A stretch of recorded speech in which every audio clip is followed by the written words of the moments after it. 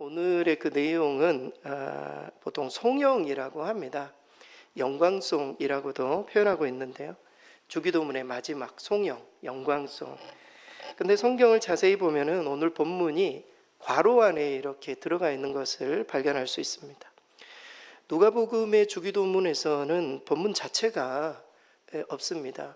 왜 이 마태복음 주기도문에는 괄호로 이 나라와 권세의 영광이 아버지께 영원히 있사옵나이다, 이게 왜 가로로 되어 있을까? 아시는 분들은 아시겠지만 마태복음에만 아무튼 이 본문이 가로로 삽입되어 있습니다.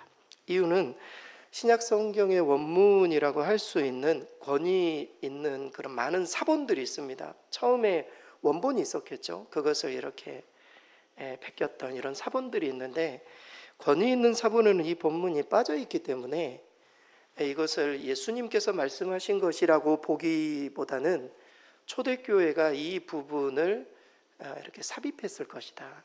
왜냐하면 많은 이스라엘 백성들의 기도문의 마지막을 그냥 기도로 끝나는 것이 아니라, 우리 개신교에서는 예수님의 이름으로 이렇게 기도하지 않습니까? 뭔가 기도가 마무리가 되는데, 예전 유대인들의 기도는 그렇지 않았거든요. 유대인들의 기도의 그 마지막을 항상 하나님께 영광 돌리는 유대식의 어떤 표현들이죠.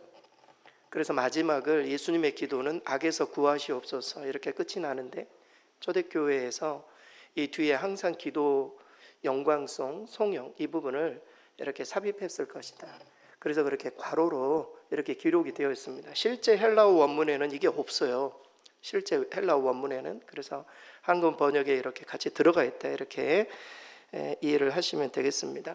여러분, 디모데후서 4장 1절에 보면 사도 바울도 기도를 끝날 때 항상 이렇게 끝냈음을 보여줘요. 우리 스크린 같이 한번 읽겠습니다. 그에게 영광이 세세 무궁토록 있을지어다. 아멘. 기도가 그냥 기도로 끝나는 것이 아니라 영광을 돌리고 찬양으로 기도문이 끝났다라는 것입니다. 그래서 저와 여러분도 기도를 마칠 때에 그냥 기도가 끝났다 하고 아멘하고 가셔서는 안 되고, 하나님 앞에 영광을 돌려야 돼요. 하나님, 내 기도를 받으시기에 합당하시는 분은 오직 하나님밖에 없습니다. 모든 권세와 영광과 존귀는 오직 하나님만 받으셔야 됩니다. 이렇게 영광을 돌리는 것은 참 좋은 결말이라고 볼 수 있어요. 보통 예배를 마칠 때도 제가 목회자가 이제 축도를 하지 않습니까? 성삼위 하나님께 축도, 마지막 결말이 너무 중요해요. 아무리 바쁘셔도, 성도님들 아무리 바쁘셔도 축도는 받고 가셔야 돼요. 이 예배에 시작을 했는데 똑같은 겁니다. 하늘에 계신 우리 아버지 예배를 시작했는데, 나라와 권세와 영광이 아버지께 영원히 있사옵나이다 이렇게 결말을 짓지 않고 가는 것과 똑같은 거거든요. 그래서 이 결말이 너무나도 중요해요. 우리 인생에 있어서도 그렇지 않습니까? 열심히 살아오고 얼마 젊었을 때 다들 부지런하게 뛰어오셨습니까? 하지만 인생의 결말이 너무 중요해요. 이 결말을 어떻게 마치느냐에 따라 하나님 앞에 우리가 부끄럽지 않게 서기도 하고, 우리 후손들에게도 다 보고 배우는 거거든요. 우리가 아름다운 결말을 맺을 수 있도록 오늘 이 주기도문의 결말은 참 우리에게 많은 것들을 시사해 준다, 이렇게 생각할 수 있어요. 그래서 오늘 주기도문의 결말, 나라와 권세와 영광이 아버지께 영원히 있사옵나이다. 아멘. 그런데 이 주기도문의 결말은 항상 주기도문의 시작과 더불어서 우리가 생각할 필요가 있습니다. 여러분, 주기도문의 시작은 어떻게 시작됩니까? 하늘에 계신 우리 아버지, 이렇게 시작을 해요.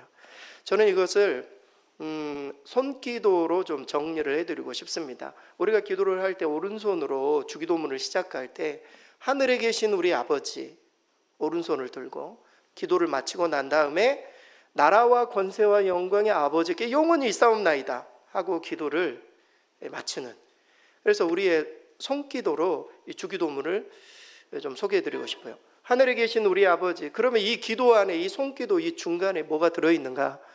하나님을 향한 간구가 들어있죠. 하나님을 향한 간구. 여러분, 우리 주기도문은 6가지 청원이 있다고 말씀드렸습니다. 첫째는 하나님을 향한 청원이에요. 하나님의 나라, 하나님의 이름, 하나님의 뜻에 관한. 우리의 기도가 어떤 의미에서 하나님의 이름을 높이고 하나님의 뜻이 이루어지기를 기도하는 게 정말 주님이 우리에게 가르쳐 주신 기도예요. 그래서 우리 기도 가운데 이 세 가지 청원이 있어야 돼요. 하나님의 이름, 하나님의 나라, 하나님의 뜻. 두 번째는 사람들을 향한 청원이잖아요. 세 가지 청원은 뭡니까? 일용할 양식에 관한 청원, 그리고 또 용서에 관한 청원, 그리고 시험과 악에 들지 않기를 청원하는 이 6가지의 청원이 이 기도의 손 속에 담겨 있는 것입니다. 보시기 바랍니다. 오른손은 뭐라고요?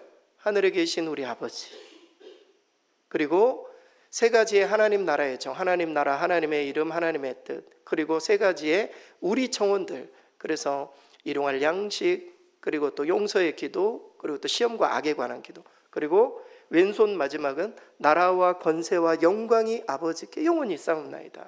이 두 가지 기도의 손을 가지고 우리는 주기도문을 좀 마무리를 할 수 있습니다. 그래서 오늘은 이 왼쪽 손, 나라와 권세와 영광이 아버지께 영원히 싸움나이다.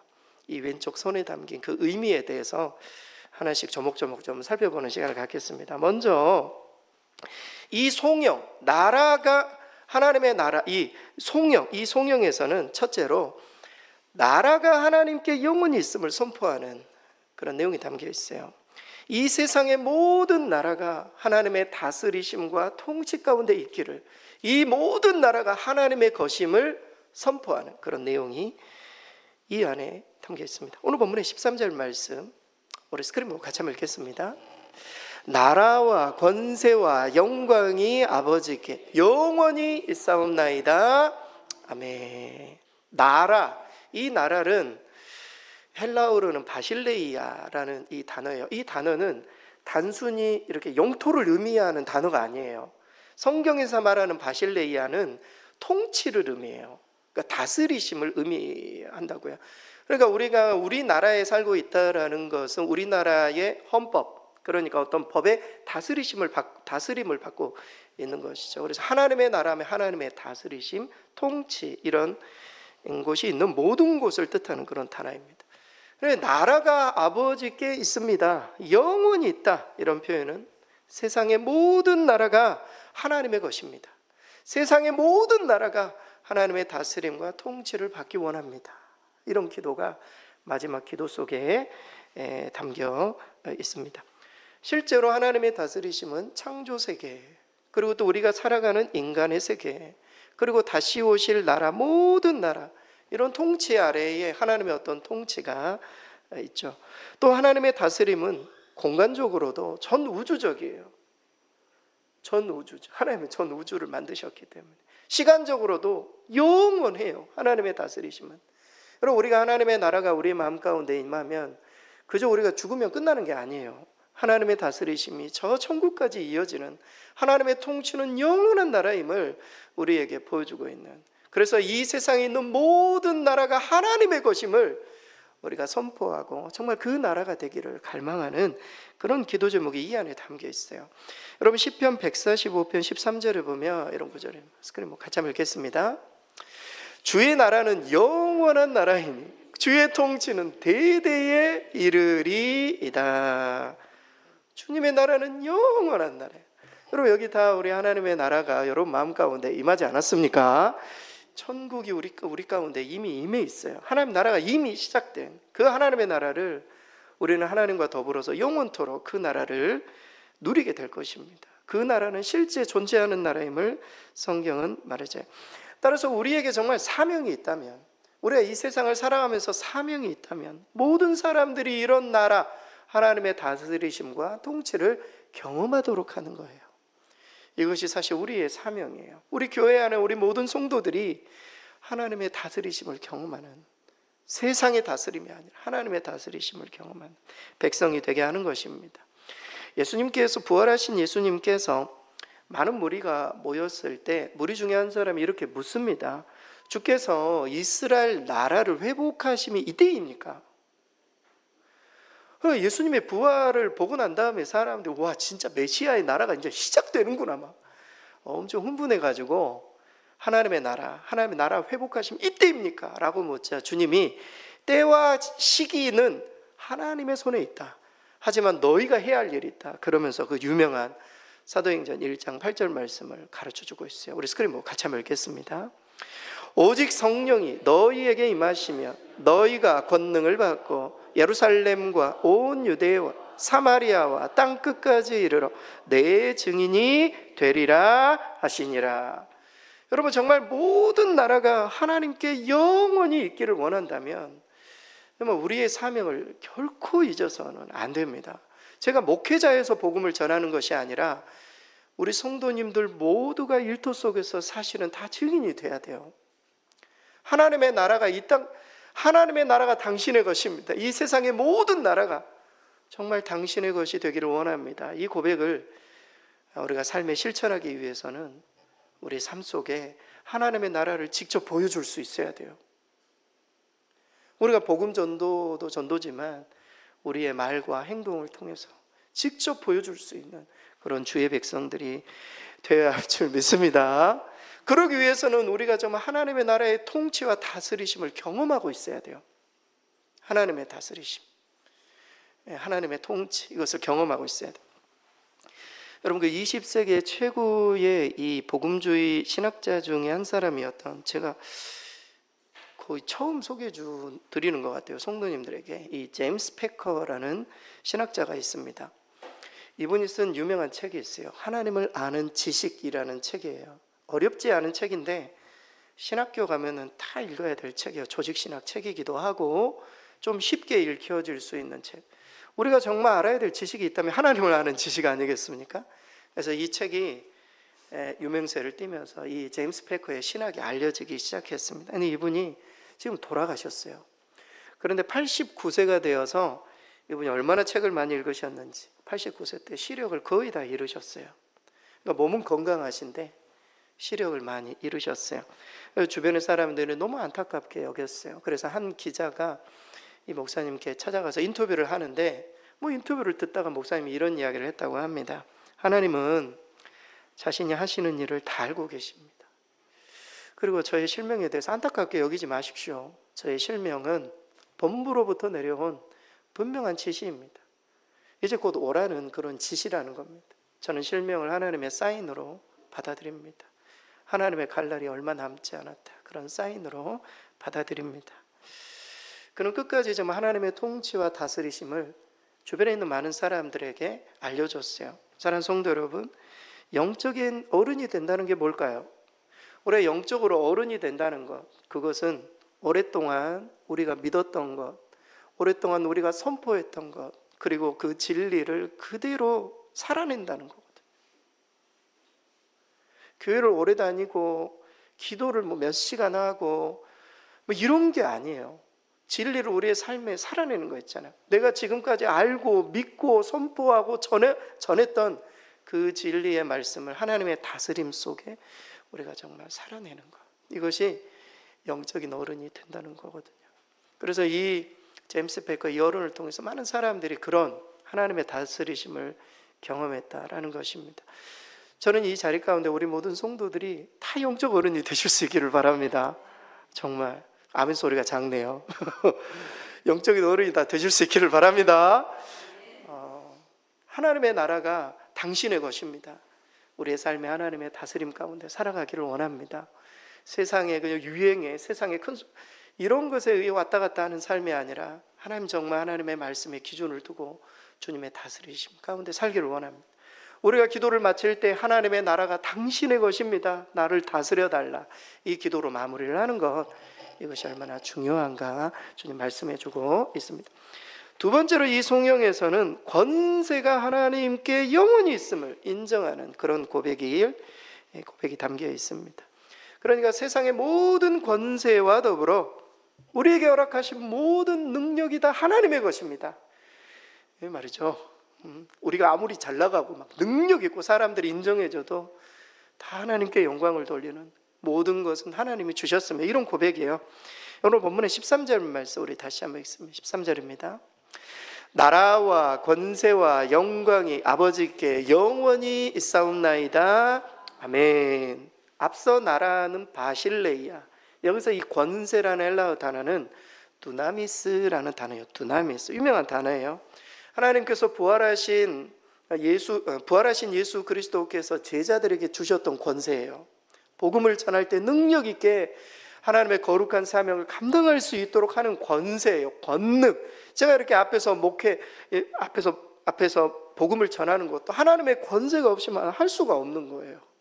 하나님께서 주신 권능, 그 권세를 가지고 주의 일들을 감당하는 그런 권세를 말합니다. 그런데 오늘 본문에서는 모든 권세가 하나님께 영원히 있다. 이 모든 권세, 인간에게는 많은 권세들이 있잖아요. 많은 권력들을 쥐고 있는 그런 모든 권세들도 하나님으로부터 나온 것이다. 이것을 인정하는 고백이 오늘 이 권세가 하나님께 영원히 있다라는 표현입니다. 정말 세상 사람들은 말할 것도 없고 때때로 주의 일을 하는 사람들 중에서도 자신이 받고 있는 그런 능력, 그런 은사를 자신의 것으로만 착각하는 그런 사람들이 있습니다. 내가 열심히 해서 내가 한 건데 누가 뭐라고 해, 이렇게 생각하는 사람도 있어. 내가 열심히 해서 돈을 벌었는데 내 돈 누가 뭐라고 하냐고, 내가 능력껏 열심히 해서 다 했는데, 이렇게 말하는 사람들이 있습니다. 특별히 막 이단에 빠져가지고 사역하는 사람들 대부분은 초기에는요, 하나님이 허락하신 여러 가지 능력들이 있었어요. 물론 뒤에는 그게 마귀의 역사라는 게 밝혀지지만 처음에는 하나님이 주신 것이라고 믿었을 거라고요. 그러면서 점점 교만해져요. 이게 자신이 가진 유일한 능력이라고 생각하는, 자기 자신에게서만 나오는 능력으로 착각하는 거예요. 사람들은요, 금방 착각합니다. 우쭐해져요. 겸손하다가도요, 자기가 어느 정도 뭔가 이렇게 일이 잘 풀리고 하면은요, 하늘 위를 붕붕 떠다니는 게 사람이에요. 착각한다고요, 사람이. 기억해야 됩니다. 모든 권능은 하나님으로부터만 나와요. 모든 권능은 하나님께만 있습니다. 우리의 모든 능력은 오직 하나님으로부터만 나와요. 여러분, 이것을 정말 우리 성도들이 인정해야 돼요. 아무리 잘 나가고 미래가 화려해 보여도 하나님이 치시면, 그 능력을 빼앗아 가시면 다 끝나는 거예요. 우리 인생이 촛대를 옮기면 교회도 무너지는 거예요. 하나님의 권능이 우리를 붙들고 있기 때문에 우리가 이렇게 일도 하고 제가 사역도 하고 움직이고 이렇게 다닐 수 있는 것이지, 하나님이 여기까지 다 하시면 다 끝나는 게, 권세가 하나님의 것이면 우리는 항상 고백해야 돼요. 연예인들이 마지막에 연말이 되면은 다 이렇게 누가 도와주고 그런데 연예인들 중에는요, 꼭 그 이야기 하시는 분들이 있어요. 모든 영광을 하나님께 돌린다. 자기가 아무리 생각해봐도 자기가 했던 모든 것들은 다 하나님이 도와주셔서 하신 거라고, 하나님이 이끄셨다고, 모든 영광을 하나님께 돌린다. 여러분, 연말이 곧 다가오지 않습니까? 올 한 해를 되돌아보면서 우리도 그렇게 고백해야 돼요. 하나님이 능력 주셔서 우리가 여기까지 왔습니다. 어려운 중에서도 하나님께서 하나님의 권능으로 우리를 붙드셨습니다. 이런 믿음으로 권세를 하나님께 돌리는 것, 이것이 너무 중요함을 성경은 말해주고 있습니다. 근데 또한 반대로 생각해 보면 모든 권능은 하나님께 속한 것이잖아요. 그러니까 우리가 힘든 순간에도 하나님의 권능을 의지해서 담대하게 선포할 수 있어야 돼요. 내 능력은 안 되잖아요. 내 능력, 내가 가지고 있는 자원은 부족하고 연약하지만 하나님 나와 함께 하시면 이겨낼 수 있습니다. 이런 권능이 하나님으로부터 오는 것이기 때문에 우리가 그 권능을 힘입어야 돼요. 여러분, 마가복음에 보면은요, 귀신 들린 아이의 아버지가 예수님께 이렇게 요청하는 장면이 등장합니다. 마가복음 9장 22절, 우리 스크린 보고 같이 한번 읽겠습니다. 그러나 무엇을 하실 수 있거든 우리를 불쌍히 여기사 도와주옵소서. 무엇을 하실 수 있거든. 불신앙이에요. 내가 도저히 해봤는데, 다른 사람 제자들에게 다 해봤는데 안 돼. 예수님 뭐 하실 수 있나요? 하나님 뭐 하실 수 있어요? 하나님도 못 하실 것 같아요. 여러분, 우리의 믿음이 그럴 때가 있잖아요. 하나님도 이건 도저히 안 되십니다. 여러분, 이야기를 듣고 예수님이 뭐라고 하십니까? 예수님이 호통치시면서 뭐라고, 할 수 있거든이 무슨 말이냐? 믿는 자에게는 능치 못함이 없다. 왜냐하면 권세가 내 능력이 아니잖아요. 내 힘으로, 내 어떤 그 가지고 있는 자원으로 하는 게 아니라 예수 믿는 사람은 하나님이 주신 능력으로 감당하는 거기 때문에 권세가 하나님께 있음을 믿는 그런 사람들은 주의 권세를 믿고 의지해서 나가야 된다는 거예요. 하나님, 제가 지금까지 열심히 뛰어왔지만 제가 이 정도밖에 안 돼요. 그러나 하나님 능력 주시면, 하나님이 저에게 힘 주시면 제가 감당할 수 있습니다. 이게 믿음이거든요. 믿음. 나이와 상관이 없어요. 내 실력과 상관이 없다고요. 하나님이 함께 하시면 정말 감당할 수 있다. 이런 믿음을 가지고 담대하게 우리가 서야 할 줄 믿습니다. 여러분, 그 마틴 루터가요, 종교개혁 때 종교개혁을 하고 난 다음에 본인이 45세가 되었을 때 교황 앞에 법정에 서야 될 그런 상황에 놓이게 되었습니다. 여러분, 당시에 교황은 거의 하나님과 같아요. 말 한마디면 그냥 목숨 다 날아가고 그냥 마틴 루터의 가족들이 싸그리 다 죽을 수 있는 그런 상황이에요. 그런데 그 전날에 그 교황 앞에서 법정 앞에 서기 그 전날 밤에 루터가 마음이 너무 눌려가지고 하나님 앞에 기도를, 무릎 꿇고 기도를 그렇게 했다고요.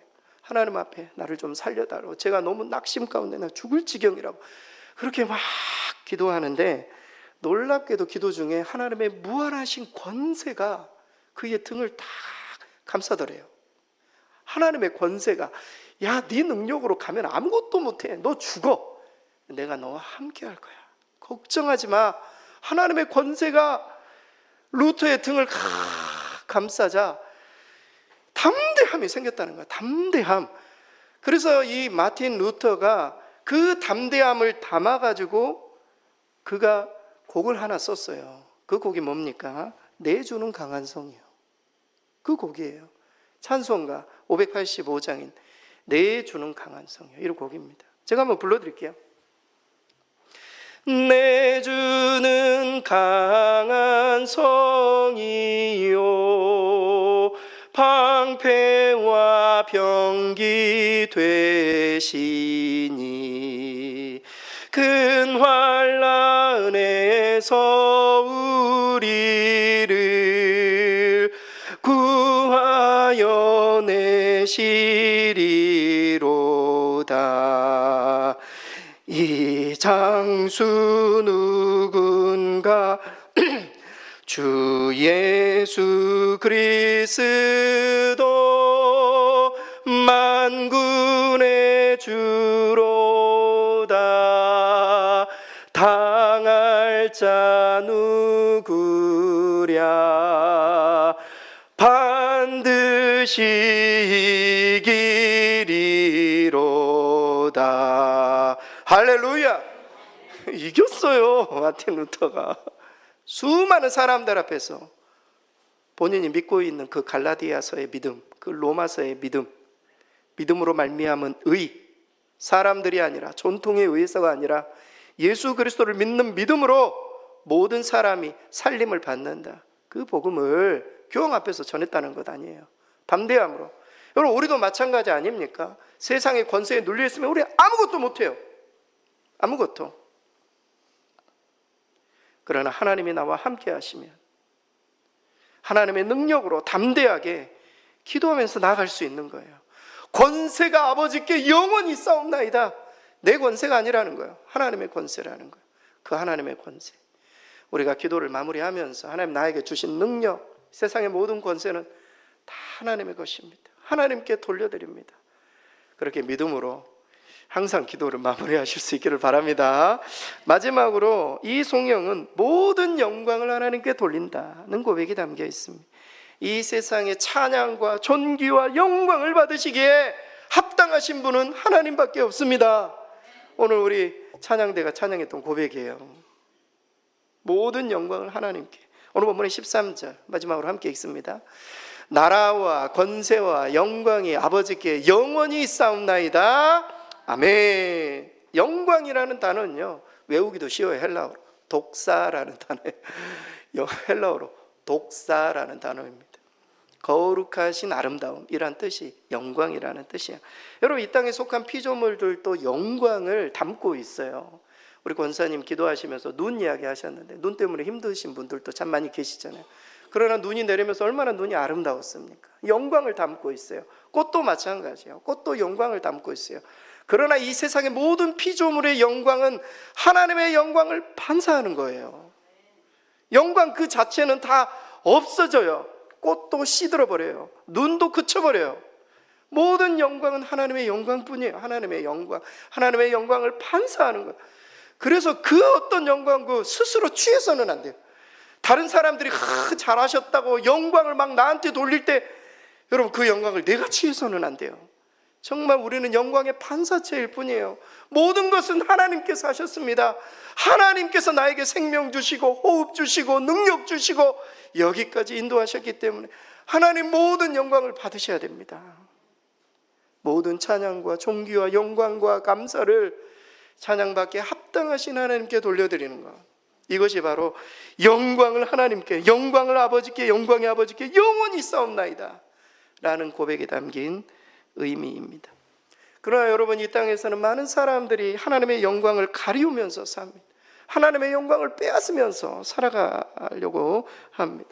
여러분, 사도행전 12장에 보면 하나님의 영광을 자기의 것으로 만들어버린 헤롯 왕의 비참한 이야기가 소개되어 있어요.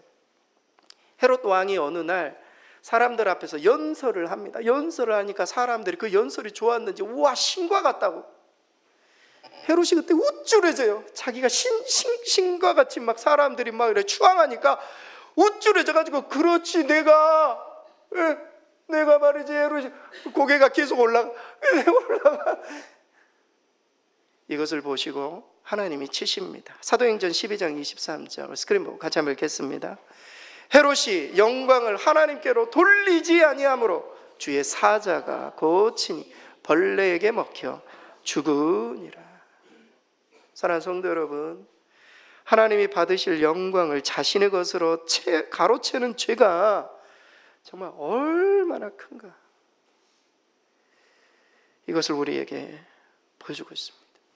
교회 안에서도 목회자라는 이유로, 중직자라는 이유로 하나님이 받으셔야 될 영광을 내가 정말 가로채서는 안 된다. 모든 것을 하나님이 하셨습니다. 하나님만이 영광 받으셔야 됩니다. 이 고백이 너무 중요해요. 그래서 우리가 연말에 우리 인생을, 우리 한 해를 되돌아보면서 연말 시상식에 연예인들이 그렇게 고백하듯이 우리 모두도 모든 영광을 하나님께 돌려드리는 저와 여러분 되실 수 있기를 바랍니다. 마지막으로 주기도문은 아멘으로 끝이 납니다. 그렇죠?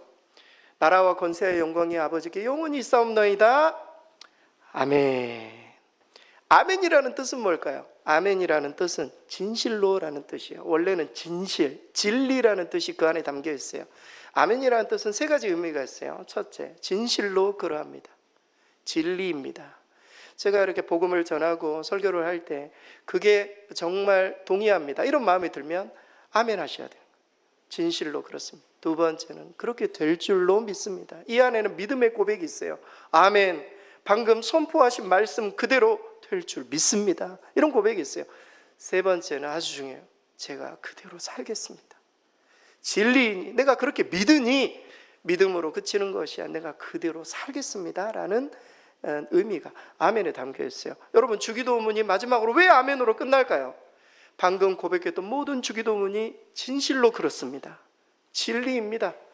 제가 정말 그렇게 주기도문의 그 기도대로 될 줄 믿습니다. 그리고 내가 기도했던 대로 저도 살아내기를 원합니다.